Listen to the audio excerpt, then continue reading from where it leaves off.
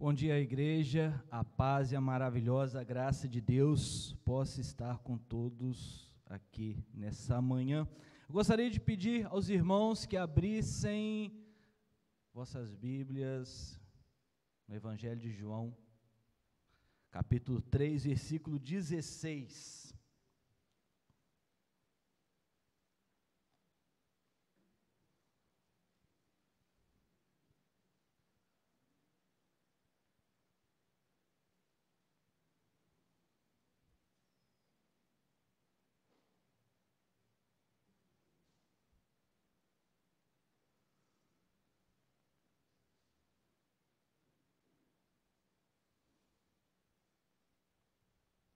É um texto conhecido, é um texto muito usado durante muito tempo pelos pais da igreja, e assim diz o Senhor para nós nessa manhã: porque Deus amou o mundo de tal maneira que deu seu Filho unigênito, para que todo aquele que nele crê não pereça, mas tenha a vida eterna. Senhor meu Deus, que possamos ser tocados pelo seu Santo Espírito nessa manhã, que possa haver mudança, arrependimento das coisas que ainda não estão alinhadas com o teu reino nessa terra, que possamos, ao começar por mim, ter um direcionamento para que aquele que está perdido possa ser levado ao entendimento da tua palavra. É o que pedimos em nome do Senhor Jesus e para a glória do seu reino. Amém. O texto encontra-se apenas no Evangelho de João, esse texto. Sem dúvida, ele é um texto muito conhecido nas Sagradas Escrituras. Alguns consideram ele a mensagem principal da Bíblia. É uma ocasião onde o Senhor Jesus, ele tem um encontro com Nicodemos. Uma conversa à noite, coisa que não era comum naquele tempo. No início desse capítulo, Nicodemos tem uma certa pergunta para Jesus: como que eu vou fazer para poder nascer de novo? Eu vou ter que voltar para o ventre da minha mãe. Então, Jesus, ele vai e explana com bastante conhecimento esse texto para nós, porque Deus amou esse mundo. E aqui eu gostaria que a gente pudesse observar esse primeiro ponto. Abra comigo, volta um pouquinho, em João 1, e a gente vai manter ele aberto durante um tempinho que a gente vai observar ele. O Evangelho de João, junto com os evangelhos sinóticos, eles nos mostram a revelação de Jesus nessa terra. Junto com o Evangelho, com o livro de Isaías, que para mim, e com bastante estudiosos da Bíblia, bastante teólogos, que o consideram também como o Evangelho do Antigo Testamento, vai mostrando a revelação de Jesus. E o interessante é que aqui Jesus, ele nos mostra a necessidade de entendermos o quanto Deus nos amou. E aqui no princípio, logo no primeiro capítulo de João, fala o seguinte: no princípio era a palavra, e a palavra estava com Deus, e a palavra era Deus. Ele, a palavra, estava no princípio com Deus. Todas as coisas foram feitas através dele, e sem ele, nada do que existe teria sido feito. Nele estava a vida, e a vida era a luz dos homens. E finalizando, e a luz resplandece nas trevas, mas as trevas não a venceram. O texto de João afirma com categoria que o verbo estava com o Pai na criação. Jesus era aquele que estava ali no início de tudo, na hora da criação. Ele era a luz que resplandecia diante da escuridão dos corações dos homens. Se a gente observar lá, voltar um pouquinho lá em Gênesis, um pouquinho bem grande, né?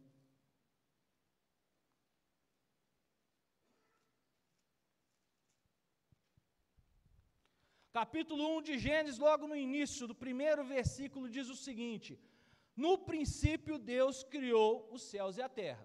Aqui temos a primeira pessoa da Trindade. A terra, entretanto, era sem forma e vazia, a escuridão cobria o mar que envolvia toda a terra, e o Espírito de Deus se movia sobre a face das águas. Segunda pessoa da Trindade. Disse Deus: haja luz, e houve luz. Aqui nós temos a terceira pessoa da Trindade.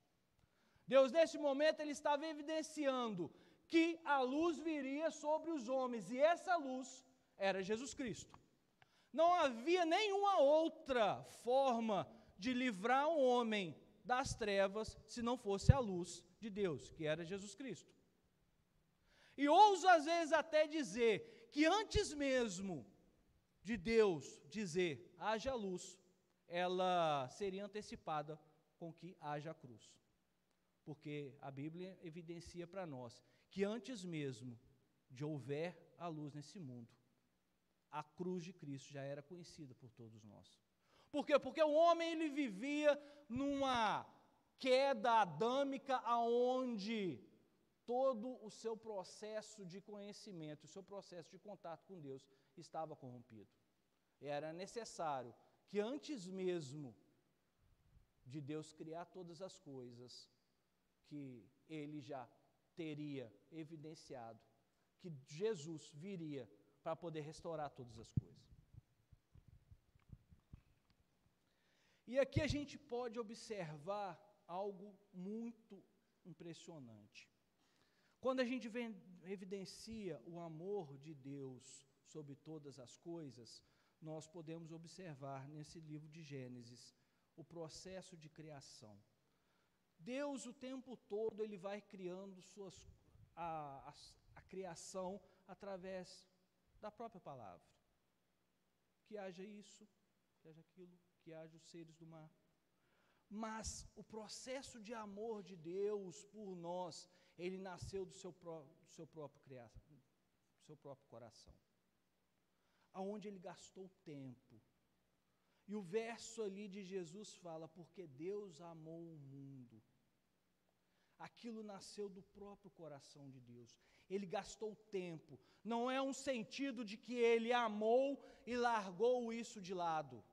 Ele gastou tempo, ele preparou aquela obra, ele preparou aquele ser, soprou o fôlego da vida.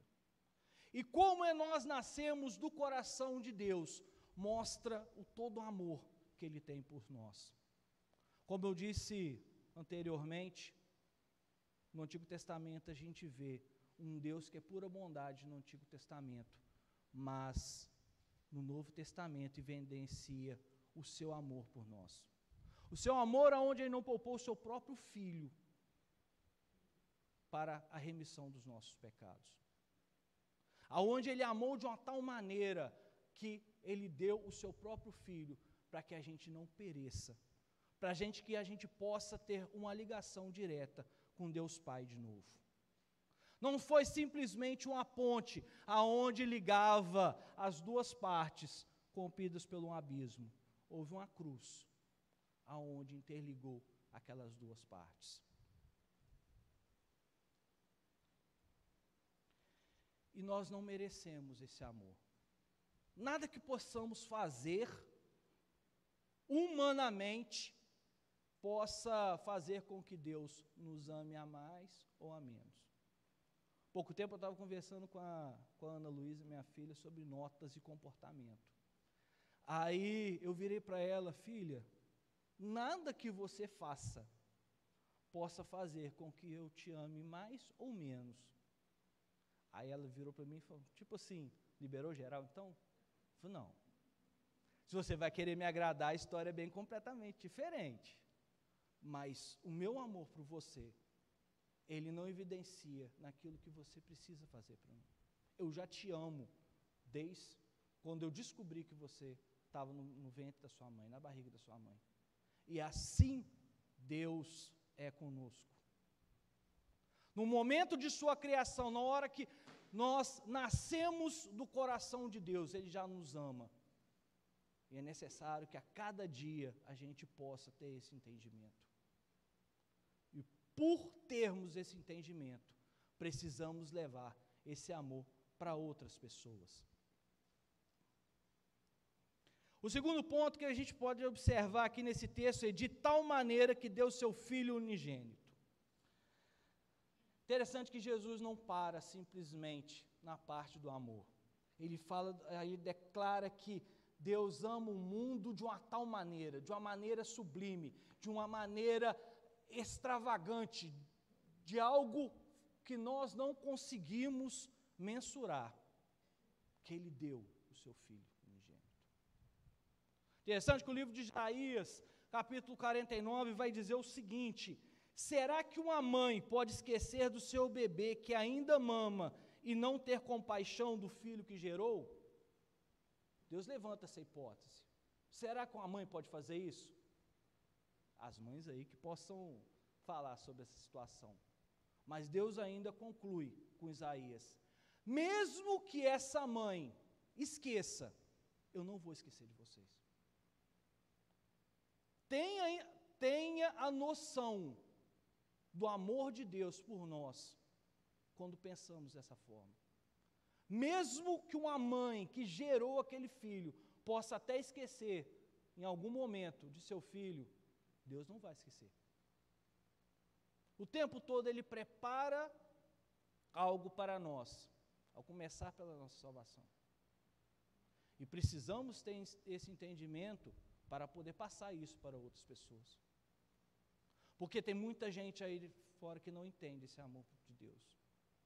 Muitas vezes pessoas tão amarguradas, tão machucadas, que têm aquela visão talvez de um pai terreno que os magoou de alguma forma.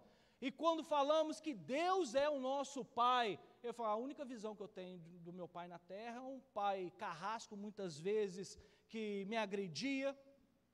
Como que eu posso ter esse entendimento de Deus como um pai amoroso? E aqui entra o nosso direcionamento através do Espírito Santo, todos os dias. Que a gente possa, joelho no chão, levar essa palavra de um pai amoroso, que não poupou esforços para que a gente possa voltar a ter conexão com Ele. Gostaria que a gente pudesse abrir nossas Bíblias em Filipenses capítulo 2.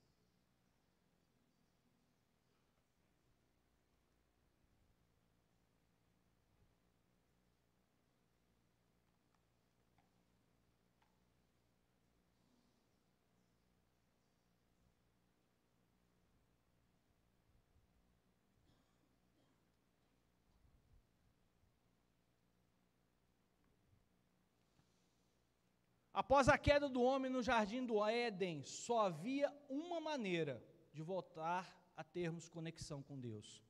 E aqui o capítulo 2 de Filipenses diz o seguinte para nós: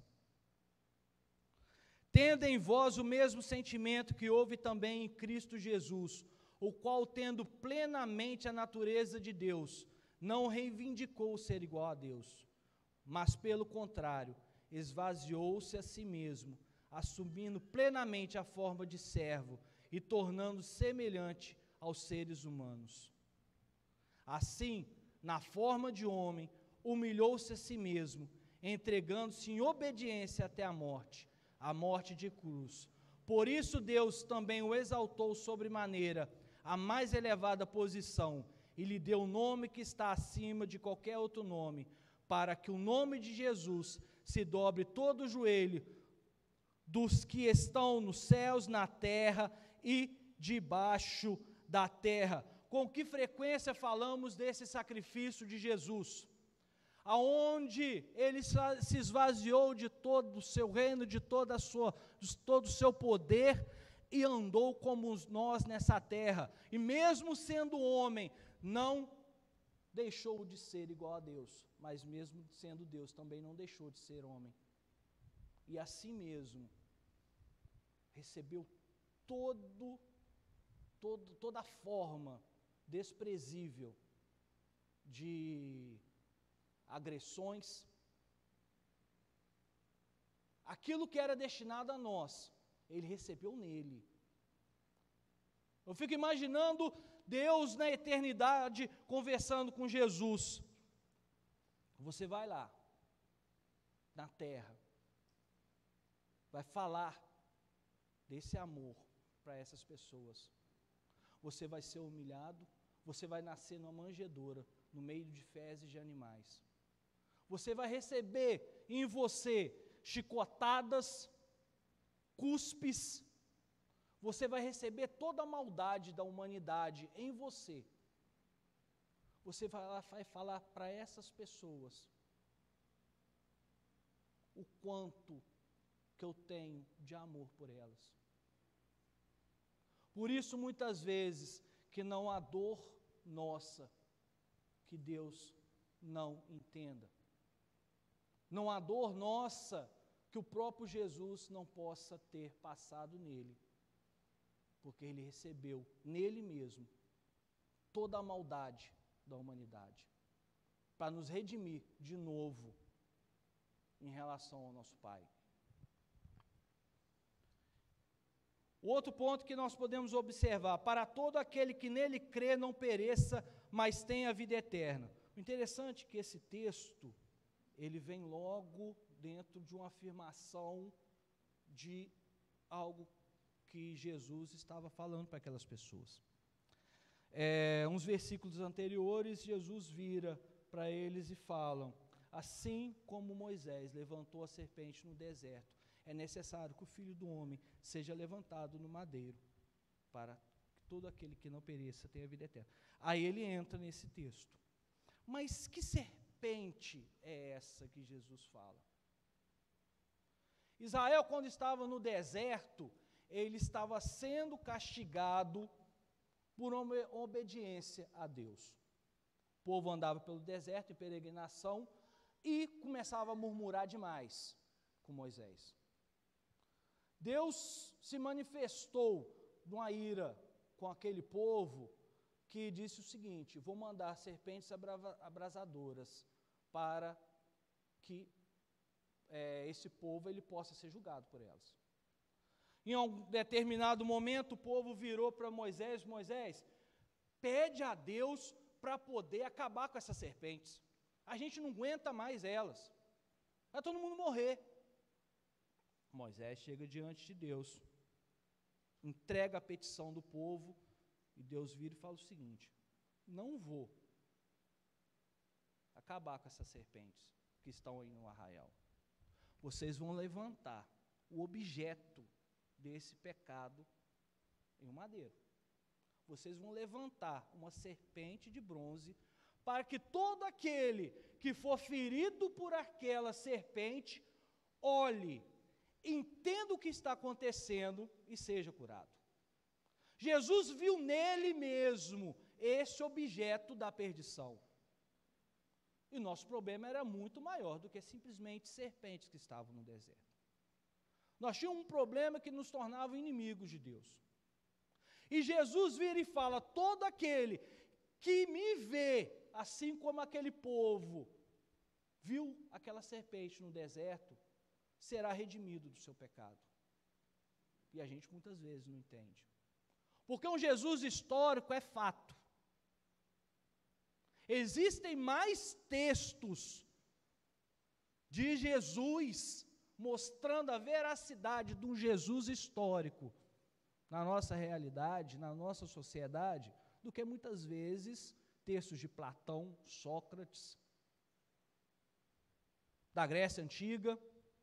Isso é fato. Mas não é só você crer historicamente que Jesus viveu. É você crer nesse processo de salvação, nesse plano de salvação. Poucos dias eu estava conversando com ela, minha filha, eu gosto muitas vezes de dar alguns exemplos, e nós estávamos falando sobre o plano de salvação. Aí ela começou até a cantar música para mim.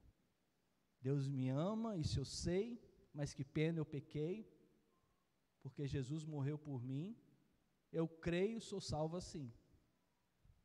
É o verso da música que ele estava. Mas o que essa verdade tem para nós, dentro do nosso coração? Acredito que todos nós aqui temos esse crer dentro do nosso coração, senão muitas vezes nem estaríamos aqui. Agora, tem muitos lá fora que ainda não creem. Não creem nesse plano de salvação. Não creem que um Jesus se esvaziou de todo o seu poder e andou nessa terra para redimir com o seu sangue, para nos reconectar de novo com o Pai. Tem muitos lá fora que ainda não entendem isso. E é necessário que nós possamos levar essa palavra para essas pessoas. No último censo, em 2010, tinham aproximadamente 40 milhões de evangélicos no nosso país. Esse número deve ter crescido um pouco mais, mas 40 milhões já está de bom tamanho. 40 milhões de evangélicos vivendo a plenitude do andar com Deus, sendo moldados a cada dia à imagem do varão perfeito que é Jesus Cristo, tendo o mover do Espírito Santo para levar a palavra de Deus a toda criatura, não só mudaria no contexto evangelístico do nosso país, uma nação inteira rendida aos pés do Senhor, mas também mudaríamos a realidade socioeconômica. Poucos dias eu disse, fico incomodado muitas vezes com alguns irmãos dizendo, só a saúde pode salvar nosso país, só a educação pode levar o nosso país a um... Não, meu amigo, só a mensagem da cruz pode levar aquele que está caído, destruído pelos pecados, até uma reconexão com Deus. Não existe outra forma de você redimir aquele que está caído, se não for pelo sangue do nosso Senhor Jesus Cristo, pelo sangue do Cordeiro.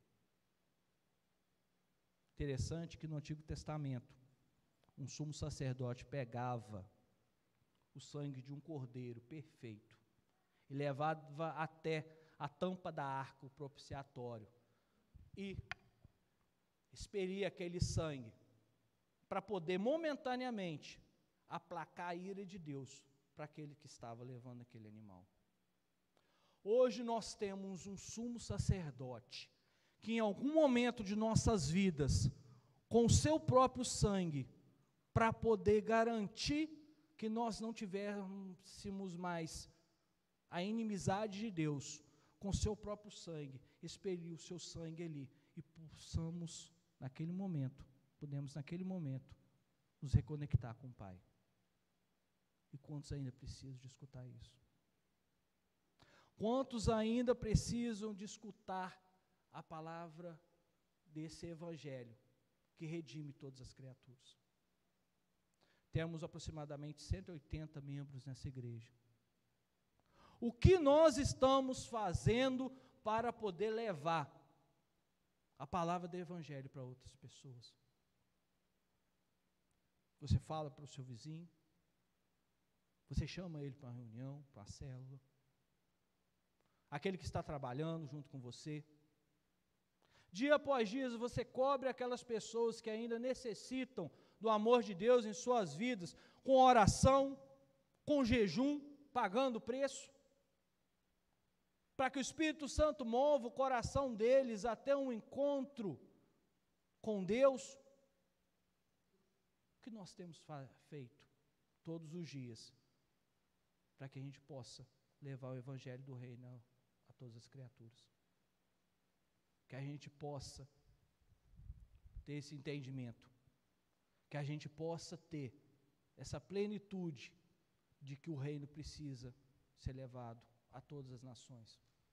Não podemos simplesmente cantar que venha Jesus, Maranata vem Jesus, se nós não estamos fazendo com que o reino seja levado a todas as nações. Se nós não estamos fazendo isso, não vai adiantar nada falar Maranata vem. Se nós não tivermos esse entendimento que Deus amou o mundo de tal maneira, nós não precisamos nem cantar Maranata, porque Ele não vai vir não.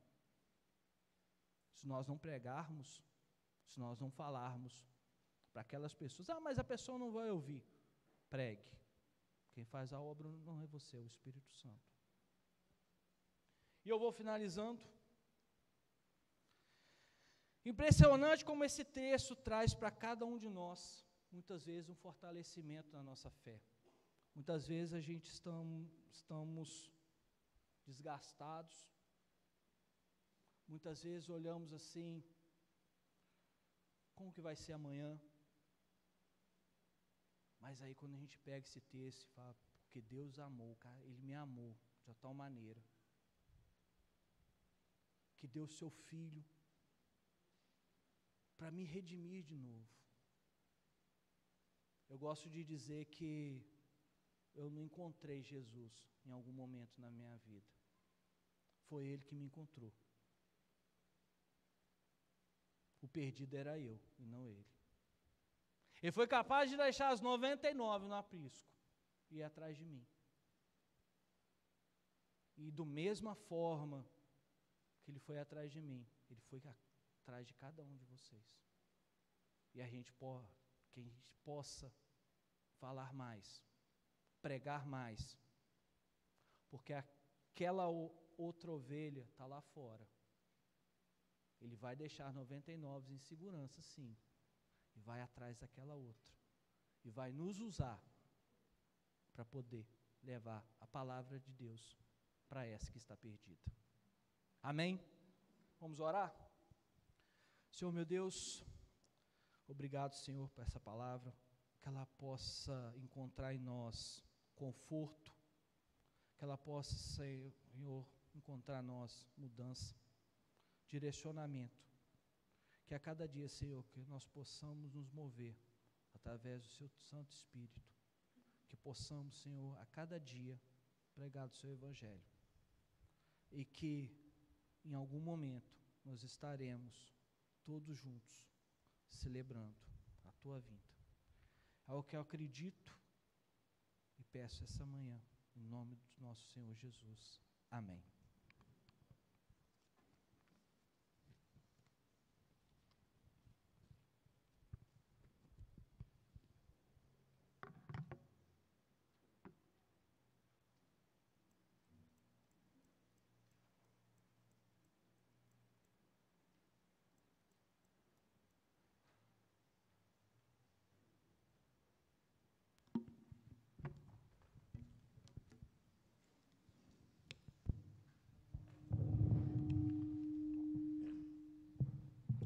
Quero te convidar a se colocar em